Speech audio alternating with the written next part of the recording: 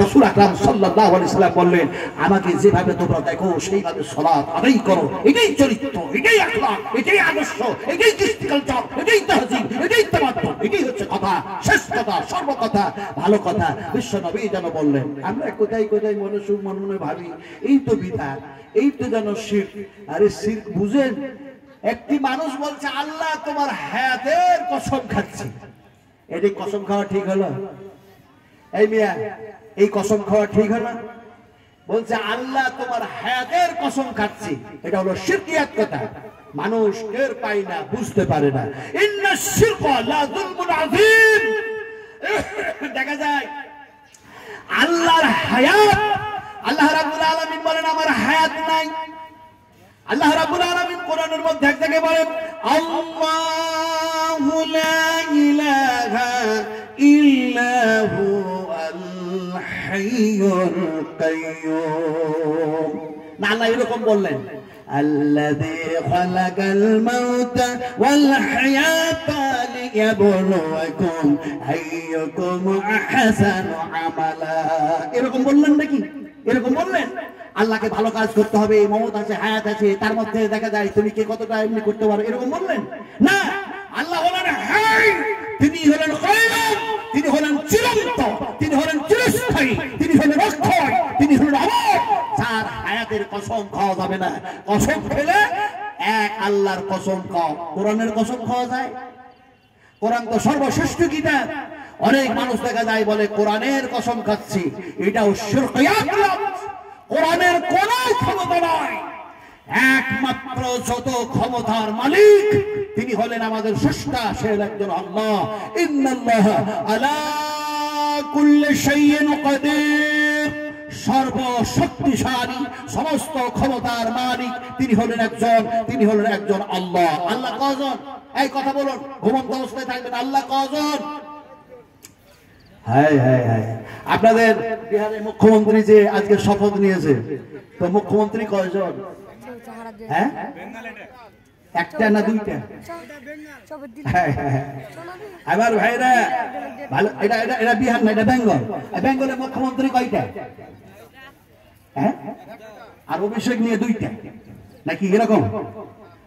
তাহলে বলে একটা। আল্লাহ যে একজন, এই বলতে কি আপনাদের ভয় হয় মনের মধ্যে? বাংলার মানুষ কথা কন, বলতে কি ভয় হয়? তাহলে আল্লাহ কজন একটু জোরে বলতে হবে। এটাই হচ্ছে ঈমানের থেকে যেন আল্লাহকে স্বীকৃতি দেওয়া। ঈমানদারেরা, মর্দে মুজাহিদেরা ঈমানের স্বীকৃতি দেয় এক আল্লাহ ছাড়া কেউ আমাদের মাবুদ না, তার গোলামি ছাড়া আর কাউরি গোলামি করি না। ফলে সাক্ষী দিতে হবে আল্লাহ কজন।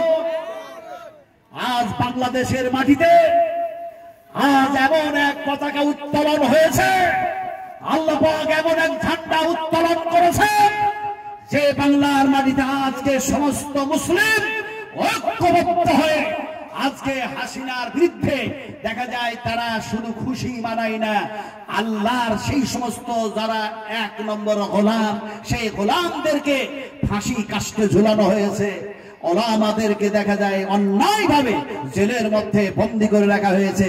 সেই হাসিনার আজকে ফাঁসির অর্ডার হয়েছে না হয় নাই? কথা কন, হয়েছে না হয় নাই? ফাঁসির অর্ডার হয়েছে। দেখা যায় এমন একজন জজ একটা সময় যেন বলেছিলেন, তখন হাসিনা তখন দেখা যায় নিজের দেশেই ছিল, সে তখন যেন ক্ষমতাশীল সরকার। ওই সময় সে জজ বলেছিল আজকে স্পেশাল ভাবে যে লয়ারদের একটা বোর্ড কায়েম করা হচ্ছে, তৈরি করা হচ্ছে, এবং এমনি করে দেখা যায় এই যে এই সমস্ত আইন তৈরি করে যাদেরকে আজকে নির্দোষী মানুষকে দোষী বানায় জেলের মধ্যে ঢোকানো হচ্ছে, এই আইনটা যাতে বলবৎ থাকে, এই আইনটা যাতে চিরস্থায়ী থাকে, এই কথা সেই লয়ার বলার কারণে তার উপরে মিথ্যা অপবাদ দিয়ে তাকে জেলখানায় ঢুকায়া 12টা 45 মিনিটে হাসিনার অর্ডারে তাকে ফাঁসি হয়েছিল সেই লয়ারকে। আজ দেখা যায় আল্লামা দেলোয়ার হোসেন সাইদি সাহেবকে, যে মানুষটি মানুষকে কোরআন দিয়ে বুঝায়, কোরআনের আলো দিয়ে কথা শোনায়, যে মানুষটি এরকম ভাবে মানুষের মধ্যে ঐক্যবদ্ধ আনার কথা কোরআন থেকে আলোচনা করে শোনান, সেই মানুষটাকে তারা ছেড়ে দেয় নাই। আজ আল্লাহ সুবহানাহু ওয়া তাআলা আরশে আজিমের মালিক। আল্লাহ বলেন আমি যখন যাকে ধরি আমিও ছেড়ে দেই না। আমি যখন নমরুদকে ধরেছিলাম জুতা পিটাই করে দুনিয়া থেকে বিদায় করে দিয়েছিলাম। আমি যখন এমনি করে ফেরাউনকে ধরেছিলাম তখন তারে সমুদ্রের পানিতে হাবুডুবু খাইয়া তারে যেন শেষ করে দিয়েছিলাম। ও পৃথিবীর মানুষ, ওই পূর্বেকার ইতিহাস ভুলে যেও না, ওই পূর্বেকার ইতিহাস ভুলে যেও না। ওই তোমাদের স্মরণ করিয়ে দিই। কথাটা বলতেছিলাম আপনাদেরকে, আমার সোনা টুরা, আমরা এক আল্লাহর গোলামি করব, আর আমাদের চরিত্র, আমাদের কৃষ্টি কালচার কোরআনের আলোতে তৈরি করবো ইনশাআল্লাহ। এটা তৈরি করবো ইনশাআল্লাহ। এখন ঘটনা শোনাচ্ছিলাম, হযরত আলী কাররামুল্লাহ ওয়াজহু তিনি যাচ্ছেন, আর দেখা যায় কি হঠাৎ যেন সালাম দিচ্ছে, আসসালামু আলাইকা ইয়া রাসূলুল্লাহ। হযরত আলী তিনি নিজে হাদিসের বর্ণনাকারী রবি, তিনি বলছেন আমার যেন মনে মনে হলো আমি তো বিশ্ব নবীর সঙ্গে চলছি পিছনে, কিন্তু আমি তো সালাম দিই নাই নবীকে, কিন্তু কে যেন এসে সালাম দিল। দেখি তো পিছন দিকে তাকায়া দেখে কেউ নাই। হযরত আলী বলছেন কোনো কেউ নাই, কাউকে দেখতে পাই না, তবে সালামটা দিল কে? মনের মধ্যে বল আর সাহস তৈরি করে নবীর পিছনে পিছনে হাঁটতে শুরু করলাম। দেখে নবীজি কোথায় যান। এমন সময় আল্লাহ নবীর সঙ্গে চলতে গিয়ে আবার যেন দেখা যায় ডান থেকে সালাম আসতেছে। হযরত আলী বলেন ডান দিকে চেয়ে দেখলাম কোনো কেউ মানুষ নাই, জন নাই, কেউ নাই। সালাম যেন নবীর কে জানালো, ফেরেশতা তো দেখতেই পাবো না, কিন্তু দেখা যায় কে যেন সালাম দিল তাও তো জানি না। আবার যেন চলতে চলতে কিছু রাস্তা অতিক্রম করার পর বাম দিক থেকে যেন কেউ সালাম দিল। আবার আমি বাম দিকে লক্ষ্য করলাম, দৃষ্টিপাত করলাম, কাউরে দেখতে পেলাম না। হযরত আলী বলেন আমার মনের মধ্যে বড্ড যেন ভয় শুরু হয়ে গেল। কেউ নাই, নবীর কোন কেউ এমনি করে দেখা যায় চক্রান্তকারী নবীকে হত্যা করবে বলে এরকম যেন রহস্য করতেছে না তো? এরকম ভাবে দেখা যায় নবীকে যেন সালাম দিয়ে যেন মারবার চেষ্টা করছে না তো? মনের মধ্যে নানা রকমের ভয় যেন তৈরি হয়ে গেল। আমি থাকতে না পেরে নবীর কাছে গিয়ে চলে গেলাম, রাসূলের হাতখানি ধরলাম আর বললাম আসসালামু আলাইকা ইয়া রাসূলুল্লাহ। নবীজি আপনার পিছু পিছু আমিও আসতেছিলাম, আর যেন দেখি পিছন ধার থেকে আপনাকে সালাম দিল, কেউ দেখতে পেলাম না। ডান দিক থেকে সালাম দিল, কাউকে দেখতে পেলাম না। এমনি করে বাম দিক থেকে সালাম দিল, কাউরে দেখতে পেলাম না। নবী তাহলে আপনার সালাম কে দিচ্ছে? আল্লাহর হাবিব বিশ্ব নবী বললেন ও আলী শোনো শোনো। এমনি করে হযরত দাউদ আলাইহিস সালাতু সালাম যখন তিনি বক্তৃতা করতেন, আলোচনা করতেন, গাছগুলি পর্যন্ত, মাছের যেন সমুদ্রের মাছগুলি পর্যন্ত তার যেন বক্তব্য শুনত, আর তারা জিকির যেন করত। ফলে যেন দেখা যায় আমি মুহাম্মদ সাল্লাল্লাহু আলাইহি সাল্লামকে ওই গাছগুলি, পাহাড়গুলি, পাথরগুলি আমাদের সালাম দিতেছে। তোমাদের চরিত্র তো সেইটাই হওয়া দরকার, সেটাই তো তোমার আখলাক হওয়া দরকার, যে বিশ্বনবী মুহাম্মদ রাসূলুল্লাহ সাল্লাল্লাহু আলাইহি ওয়াসাল্লামকে ফলো করে তার তরিকায় জীবন বাস্তবায়ন করা দরকার। তাহলে তো তুমি খাঁটি আল্লাহর এক গোলামীকারী হবে, গোলামি করতে পারবে, বিশ্বনবীর উম্মত হিসেবে চিহ্নিত হতে পারবে।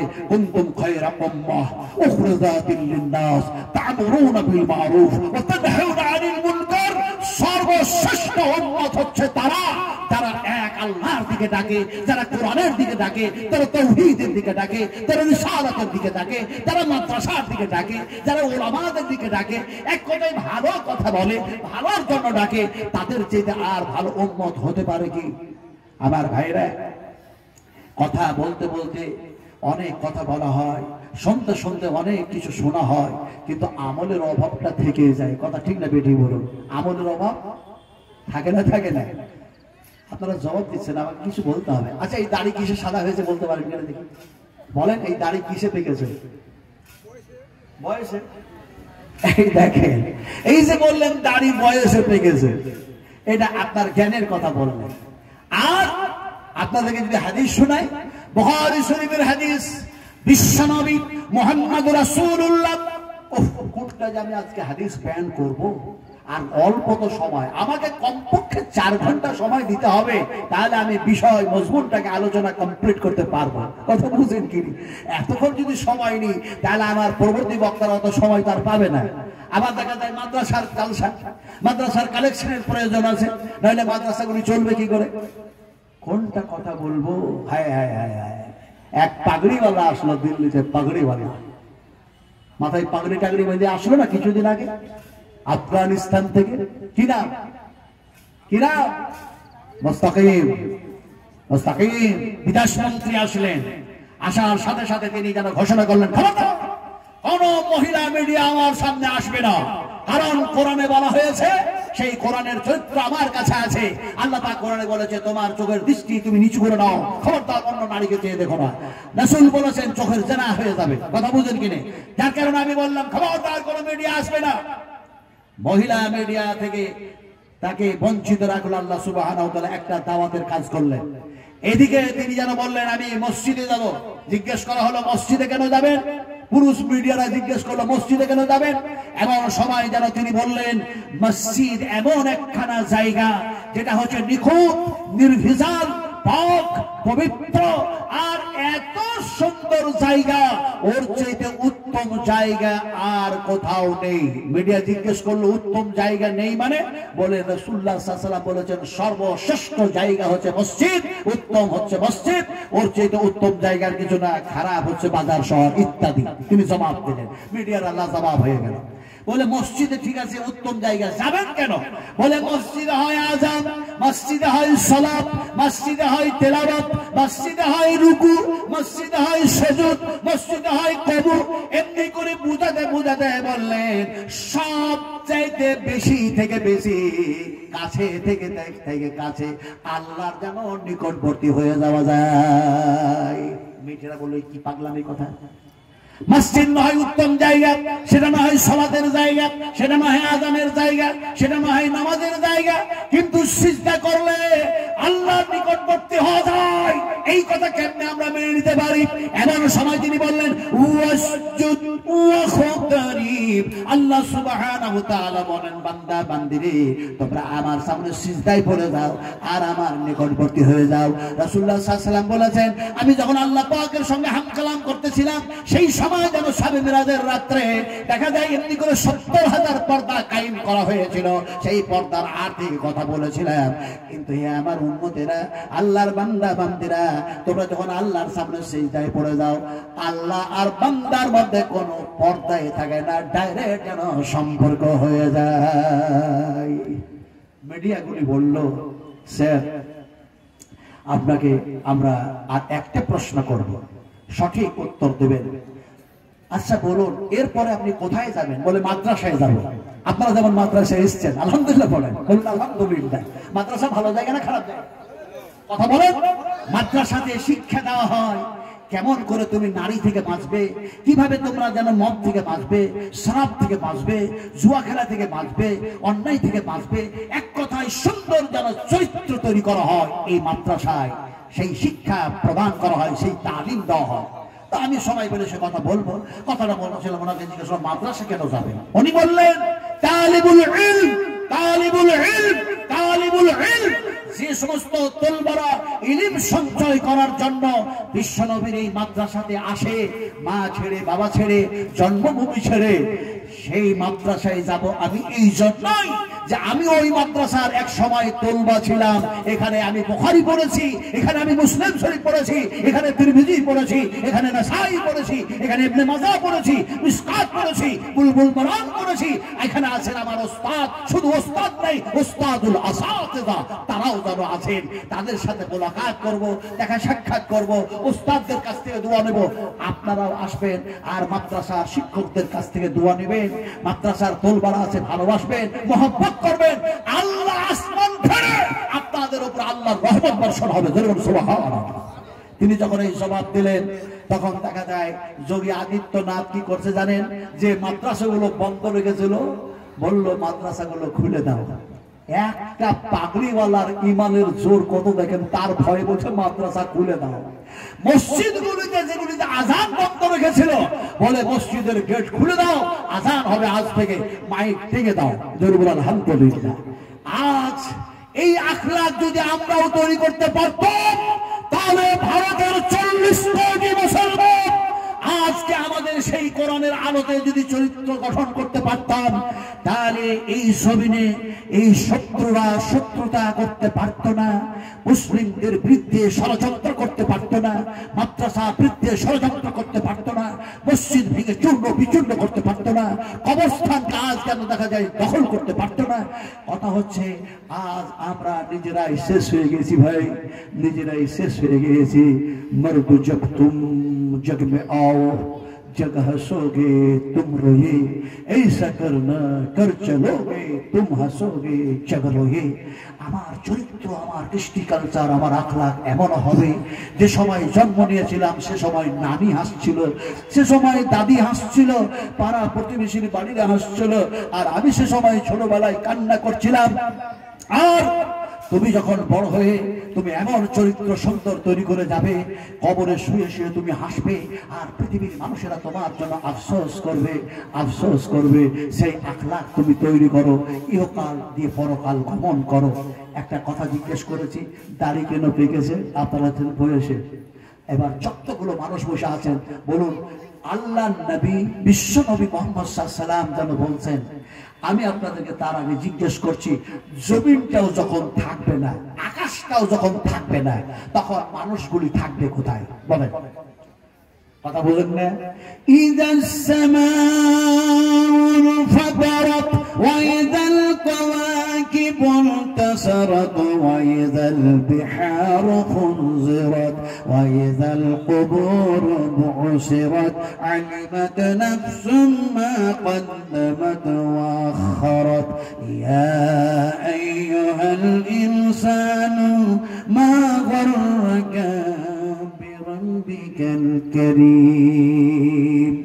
আসমান, জমিন, পাহাড়, পর্বত, সূর্য, তারকা, নক্ষত্র সবকিছু যখন ধূলিসাৎ হয়ে যাবে, কোরআনের মধ্যে এসেছে জমিনটা যখন আকাশের মধ্যে, আকাশ যখন জমিনের ভিতরে আল্লাহ করে দেবেন, একেবারে শূন্য হয়ে যাবে, ফাঁকা হয়ে যাবে।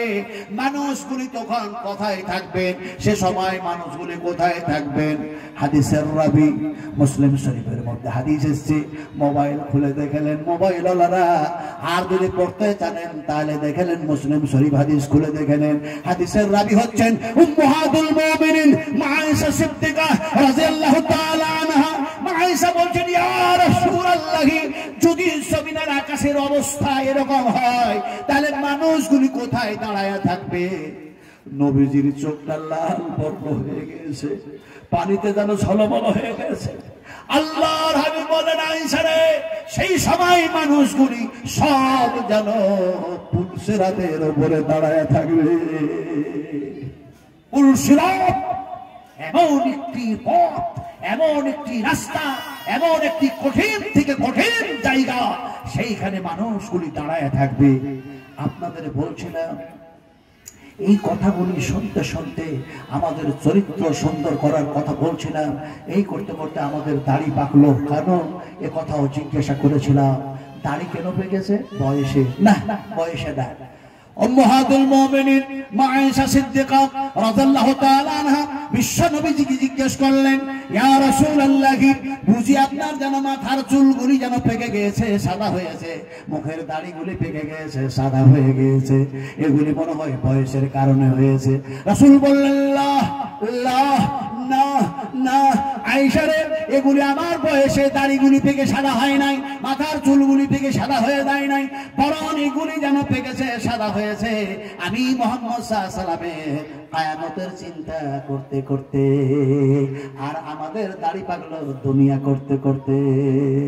দুনিয়া বুঝেন তো? কি দুনিয়া বলেন তো দেখি, বলেন দুনিয়া কি?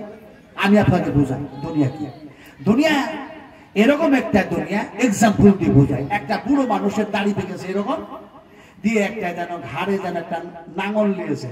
আপনারা নাঙল বলেন না হাল বলেন ভাই? বাংলার মানুষ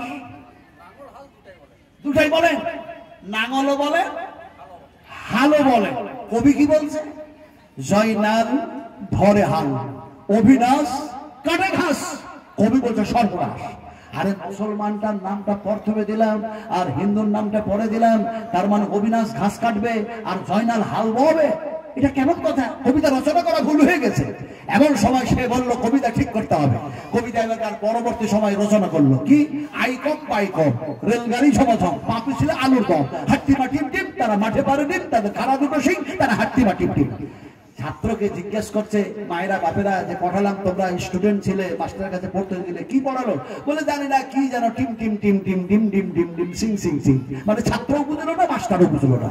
এখন দেখা যায় এই যদি হয়, কবি যারা কবিতা রচনা করেছে তাদের অবস্থা যদি এরকম হয়, চরিত্র যদি এরকম হয়, তাহলে কোরআনের আলো তারা স্পর্শ করবে কেমন করে, হাদিসের আলো তারা কি করে স্পর্শ করবে। কথাটা বলতেছিলাম যে এক বৃদ্ধ মানুষ হাল জোয়ান ঘাড়ে চাপিয়েছে গরুর ঘাড়ে, আর দেখা যায় নিজের ঘাড়ে যেন হালটা দিয়েছে, দিয়ে বর্ষার সময় দেখা যায় চাষ করার জন্য মাঠে হাল বাওয়াবে বলে যেন গরু দুটাকে নিয়ে এসছে, হাল বাওয়াচ্ছে, চাষ করছে। চাষ দিতে দিতে দিতে দিতে গোটা শরীরে কাদা টাদা পানি টানি লেগে একাকার। বৃদ্ধ মানুষ, বুড়ো মানুষ, সে মনে মনে আফসোস করে, আর যেন বলে, আরে আমার ছেলে আছে, আমার ছেলে তো আমার খবর নেই না, আমার পোতা আছে, আমার যেন সন্তান সন্ততি আছে, তারা কেন আসে না নাস্তা পানি নিয়ে? এতক্ষণ ধরে চাষ করি, যাদের জন্য এত কষ্ট করে রুজি সঞ্চয় করার জন্য দুনিয়া করতেছি, কেন তারা আমার খবর নেই না? এই মনের মধ্যে সে যেন আফসোস করতেছে, আর বারবার চেয়ে চেয়ে দেখছে দেখি তা কেউ এসছে কিনা। হঠাৎ যেন চেয়ে দেখতে গিয়ে দেখে, হঠাৎ যেন চেয়ে দেখতে গিয়ে দেখে এক সুন্দরী, এক রূপসী, এক তরুণী যেন দাঁড়ায় আছে। এমন সময় দেখা যায় ওই বৃদ্ধ মানুষ যেন বলে, ও রমণী, ও সুন্দরী, ও রূপসী যুবতী, তুমি দাঁড়িয়ে দাঁড়িয়ে এখানে কি করো, কি দেখো? মেয়েটা বলছে, ও বুড়ো, তোমার দাড়ি পেকেছে, মাথার চুল সাদা হয়েছে, তাই তোমার দুনিয়া করা দেখছি, পরের জন্য এত কষ্ট করে দুনিয়া করছো, তাই দুনিয়া করা দেখছি। বুড়ো মানুষের একটু রাগ হয়, ছোট ছেলেদের মতো, কথা বুঝেন কিনা, তখনই ভালো, তখনই রাগ। এখন বুড়ো মানুষটা হাল টাল ছেড়ে দিয়ে ওই পানিতে কাদা টাদা গুলো ধুয়ে মেয়েটার কাছে চলে গেছে। যাওয়ার পরে বলছে, আচ্ছা আমার ছেলে আসলো না আমাকে দেখতে, আমার মেয়ে আসলো না, পোতা আসলো না, আমার রিলেটিভের কেউ খবর নিল না, আর তোমার এত মায়া হলো আমার উপরে যে আমার দুনিয়া করা দেখছো? বলে, হ্যাঁ দুনিয়া করা দেখছি। বলে, তোমার মায়া যখন আমার প্রতি এত হয়েছে, আমি বুড়ো তোমাকে বিয়ে করব। বুড়োর শখ দেখে, বলছে বিয়ে করব। এমন সময় সুন্দরী রূপসী তরুণী বলল, আমারে তুমি যদি বিয়ে করতে চাও, আমি বিয়ে করতে রাজি আছি, চলো কাজীর কাছে চলো। কাজীর কাছে গেছে, কাজী হলো তরুণ, কাজী হলো যুবক।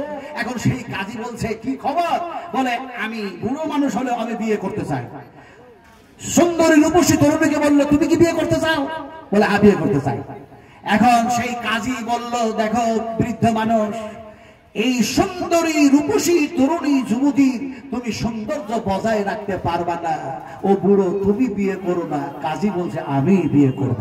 কি সমস্যা হয়ে গেল? কাজী বলে, আমি বিয়ে করব, বুড়ো বলে, আমি বিয়ে করব।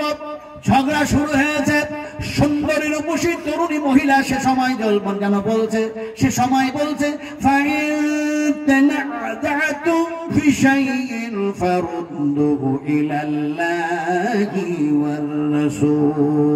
ঝগড়া করো না, মানে হলো ঝগড়া, খবরদার ঝগড়া করো না, তোমরা দুজনেই ঝগড়া করো না। তোমরা যদি আমাকে বিয়ে করতেই চাও, তাহলে ফাইসালার জন্য আল্লাহ আল্লাহ রাসূলের কাছে যাওয়া দরকার। ফলে আল্লাহ এবং আল্লাহ রাসূলের শিক্ষা জ্ঞান যার মধ্যে আছে, সেই রাজার কাছে চলো। রাজার কাছে গেছে। রাজা দেখা যায় জিজ্ঞেস করলো, কি ব্যাপারটা কি তোমাদের? সব কথা খুলে খুলে বলল। রাজা বলল, ও বৃদ্ধ মানুষ, তুমি কত বিঘা জমির মালিক?